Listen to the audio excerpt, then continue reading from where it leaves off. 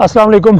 आज हम कौमी असम्बली और सैनेट के सेशन देख रहे हैं जहां पर 27वीं आइनी तरमीम पास करवाई जा रही है और इस दौरान मैंने टाइम निकाला और तहरीक लब्बैक के हवाले से भी कुछ चीज़ें हैं मेरे पास जिनके ऊपर मैं बात करने जा रहा हूं।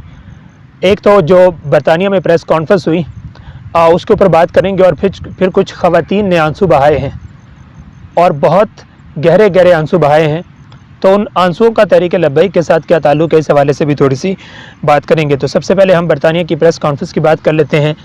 जमात अहले सुन्नत की तरफ से ये प्रेस कॉन्फ्रेंस की गई और बड़ी एक तफसीली प्रेस कॉन्फ्रेंस थी जिसमें सानिहा मुरीद के ऊपर तफसील के साथ बात की गई और इसमें ये कहा गया कि तहरीक लब्बैक पाकिस्तान की जो 4 बड़ी सियासी जमातें हैं उनमें से एक है, यानी पाकिस्तान तहरीक इंसाफ, पाकिस्तान मुस्लिम लीग नून, पाकिस्तान पीपल्स पार्टी और चौथी तहरीक लब्बैक पाकिस्तान, यानी पाकिस्तान की चौथी बड़ी सियासी जमात है। और ये हकीकत भी है कि पंजाब के अंदर जो हालिया इलेक्शंस हुए उसमें 25 लाख सिर्फ पंजाब के अंदर और पूरे मुल्क से कोई 29-30 लाख वोट उसने हासिल किए हैं।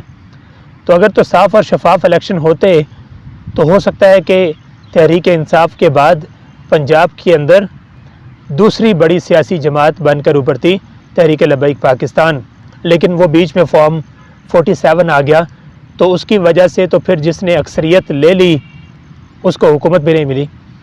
तो अगर साफ़ और शफाफ इलेक्शन होते पंजाब के अंदर तो हो सकता है कि ये दूसरी बड़ी सियासी जमात होती पंजाब के अंदर, लेकिन बहरकैफ उन्होंने कहा कि ये पाकिस्तान की चौथी बड़ी सियासी जमात है और 13 अक्टूबर को तहरीक लब्बैक के पुरअमन मुजाहरे पर गोलियां बरसाना न सिर्फ आईन पाकिस्तान की खिलाफ वर्जी है बल्कि इंसानी हुकूक की भी सख्त पामाली है। उन्होंने कहा कि फ़लस्तीन के लिए किए गए मुजाहरे में इरादतन मुज़ाकरात से इज्तिनाब करना, दुश्मनों की तरह हमला करना और सैकड़ों लाशें गिराना और कसीर तादाद में लोगों को ज़ख्मी करना, क़यादत को गायब करके उन्हें रोपोश करार देना, ऐसे मज़मूम अफ़ाल व अमाल किसी भी जमहूरी मुआशरे के शायान शान नहीं हैं।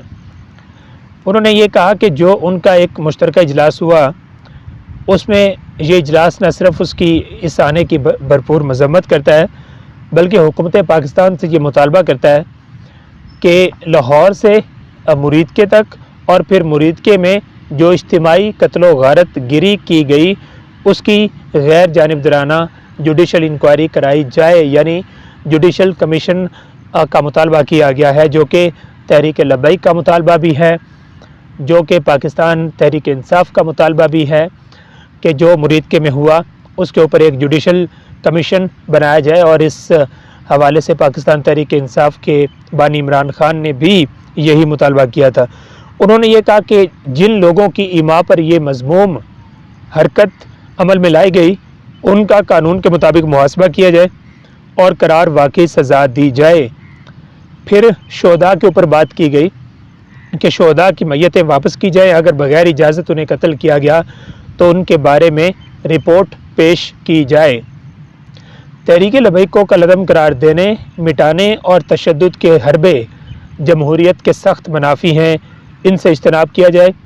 मीडिया को कम अज़ कम इतनी इजाज़त दी जाए कि वो हक़ाइक़ अवाम के सामने पेश कर सकें। अहले सुन्नत के मसाजिद और मदारिस के ख़िलाफ़ गैर कानूनी रवैया किसी सूरत काबिल कबूल नहीं है।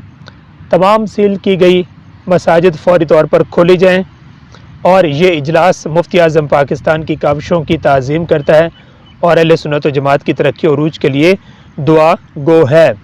देखें, एक बात तो हम पहले दिन से करते आ रहे हैं कि हक़ाइक़ को छुपाया जा रहा है और फिर झूठ बोला जा रहा है। तो मैंने सानिहा मुरीद के कुछ दिन के बाद ये बात की थी कि अगर पंजाब हुकूमत को ये लगता है कि वो झूठ नहीं बोल रही है तो कम से कम आप मीडिया को इजाज़त दे दें, हम ख़ुद तलाश कर लेंगे कि कितनी लाशें हैं और वो कहाँ कहाँ पर हैं और उनको कहाँ कहाँ छुपाया गया है।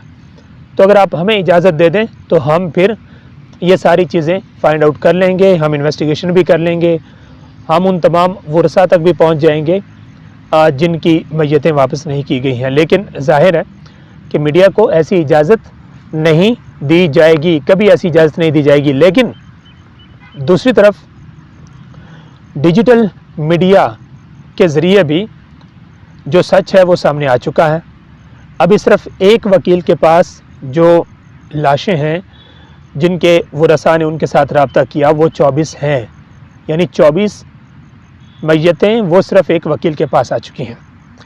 دوسرا پھر جوڈیشل کمیشن کا مطالبہ کیا گیا، وہ بھی لازمی ہونا چاہیے، اور پھر اس جماعت کو جو کالعدم قرار دیا گیا وہ چاہتے ہیں کہ اس فیصلے کو واپس لیا جائے، اور یہی ہم پہلے دن سے کہتے آ رہے ہیں کہ کسی سیاسی جماعت کو کالعدم قرار دینا یہ درست نہیں ہے۔ کل کو ہو سکتا ہے کہ حالات بدل جائیں اور کسی اور کی حکومت آ جائے اور پاکستان مسلم لیگ نون کو کالعدم قرار دے دیا جائے تو پھر کیسا رہے گا؟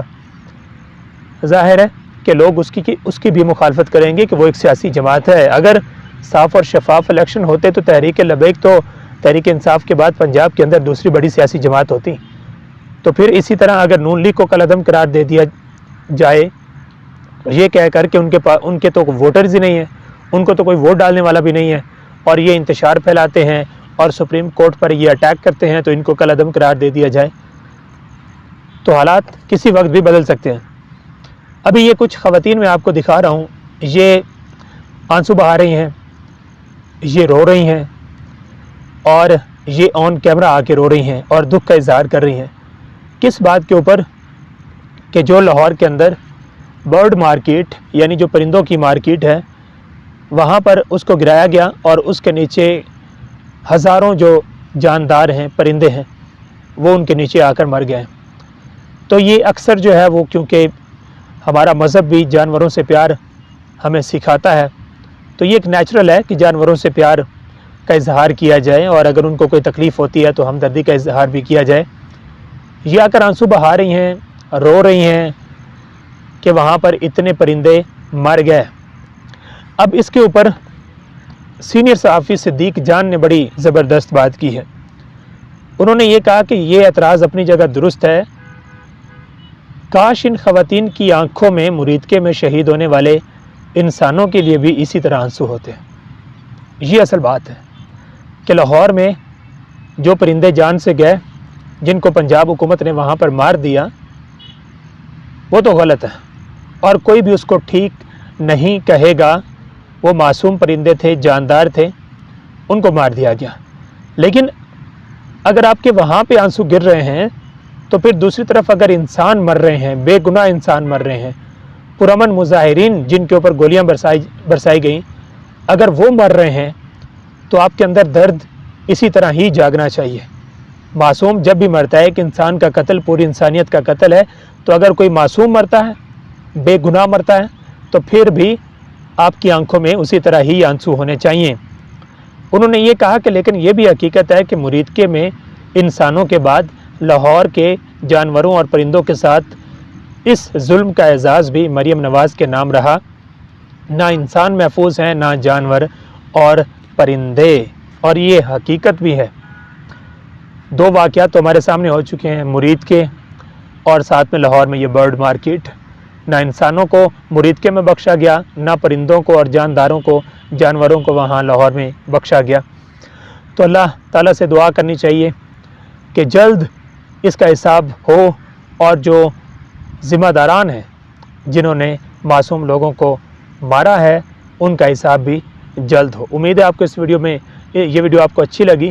اگلی ویڈیو میں ملتے ہیں، تب تک اجازت دیجیے، اللہ حافظ۔